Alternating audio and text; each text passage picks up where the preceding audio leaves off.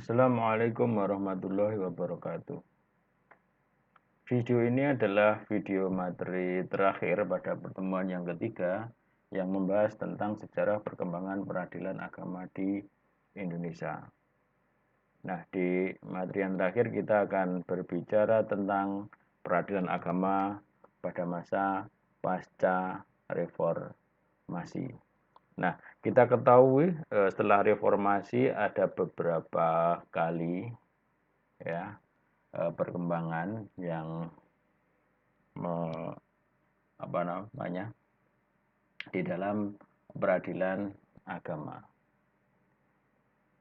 Yang pertama di tahun 2001 itu ada undang-undang tentang otonomi khusus di Provinsi Aceh Darussalam, di mana di dalam otonomi ini kemudian berkembang juga dengan Undang-Undang 11 2006 tentang pemerintahan Aceh, yang di dalamnya mengatur tentang adanya peradilan syariat Islam di Nanggroe Aceh Darussalam.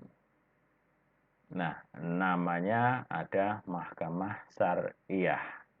Ada kewenangan ahwalus syahsiah, muamalah, jinayah yang diatur dengan Konun Aceh. Ya, ada perkembangan khusus peradilan agama di Aceh itu namanya menggunakan Mahkamah Syariah. Kemudian di tahun 2002 ada amandemen pada amandemen Undang-Undang Dasar 1945 itu terdapat perubahan pelaksana kekuasaan kehakiman. Yang sebelumnya ada Mahkamah Agung, kemudian peradilan umum, peradilan agama, peradilan militer, dan peradilan tata usaha negara. Kekuasaan kehakiman berdasarkan amandemen itu berubah menjadi Mahkamah Agung beserta badan peradilan yang berada di bawahnya. Ada lingkungan peradilan umum, lingkungan peradilan agama, peradilan militer, dan peradilan tata usaha negara, dan satu mahkamah yang disebut dengan Mahkamah Konstitusi. Jadi ini perkembangannya seperti itu. Kemudian di tahun 2004 ya, karena adanya perubahan Undang-Undang Dasar, maka akan diikuti pula oleh undang-undang atau peraturan yang berada di bawahnya apabila peraturan tersebut bertentangan atau belum sesuai dengan Undang-Undang Dasar.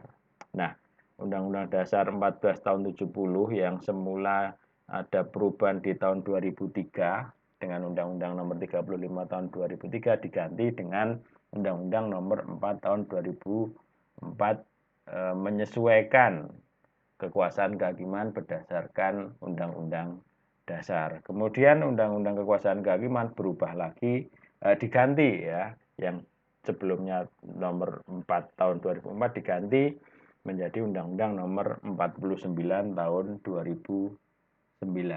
Nah, kemudian di 2006 Undang-Undang Peradilan Agama juga mengalami perubahan ya. Ada perubahan yang pertama dengan Undang-Undang nomor 3 tahun 2006. Kemudian ada di 2009 perubahan yang kedua, yaitu dengan Undang-Undang nomor 50 tahun 2009.